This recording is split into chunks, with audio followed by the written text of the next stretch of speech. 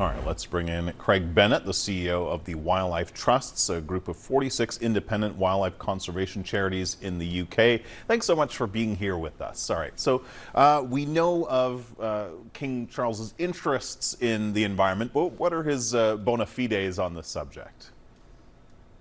Well, I think the first thing to say is that King Charles has been really interested and passionate and concerned about these issues for a long time before it was trendy to do so. You know, he's been patron of the Wildlife Trusts since 1977, and the first speech he made on the environment was back in the very early 1970s when he highlighted the link between air pollution and the impact on people's health. So he's been a real leader on this issue, and he's often led the way well before many other people to highlight just how important the climate and nature crises are and how we've really got to move much faster to address these interlinked crises. So, I mean, the sovereign is meant to stay out of politics. So looking ahead to what this actually means, what can he really do? Can he make a real material difference? And if so, how?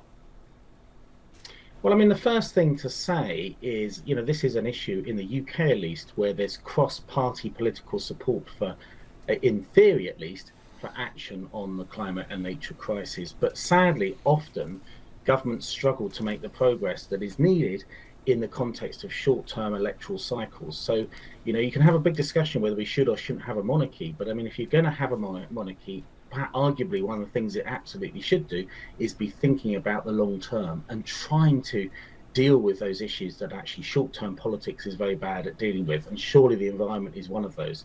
But the primary way in which he goes about this is really to convene.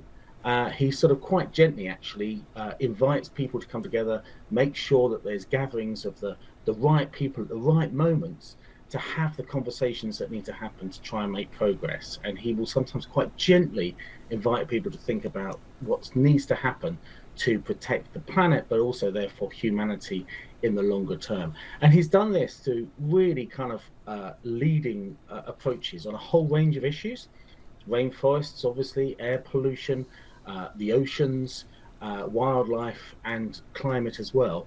But I think it's also worth emphasizing that one of the things he's been fantastic at, sometimes often better than many people in the environmental community, is he's understand the interlinkages between these. You know, very often you have specialists that really specialize in the individual issues across the sustainability agenda. What I think His Majesty the King has always been very good at doing is spotting what some people would call a system level approach, understanding all the connections between these issues and how they're inextricably linked. We can't hope to solve the climate crisis unless we put nature in recovery, for example. We can't hope to solve the nature crisis unless we tackle climate change. And the King has always understood that. When you mentioned that sort of that question about, you know, whether there should be a monarchy, I mean, you touched on one of the central questions that's been sort of a theme during this this coronation time. And looking at that question of the relevance of the monarchy, I saw one statistic that popped out. Among young people, 38% said they preferred an elected head of state, and 78% said they weren't interested in the royal family. So could this be an issue that gives the king and the monarchy more broadly more relevance, particularly with young people? I mean, I don't think for a minute that that's why the king has had this long interest in these issues. It comes from a deep place within him. He's long been very passionate about these, and it's unquestionably there's real authenticity to his concern about these issues.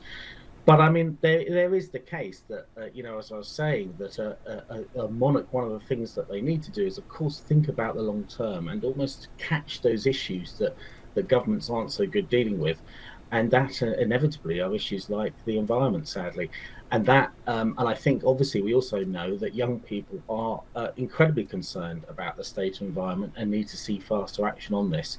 So I think there is an issue here that it's a kind of a good way to reach out to younger people and to enable and inspire young people to get involved. And I think what the King has done through over many, many decades has created many opportunities for young people to speak up and be heard, whether it's on social justice issues, which is done through things like the Prince's Trust, and empowering them to do so, or whether it's through these kind of sustainability issues where time and again he has recognized the huge importance for young people to be able to have a voice on dealing with the environmental crisis. So I think it unquestionably makes it very relevant.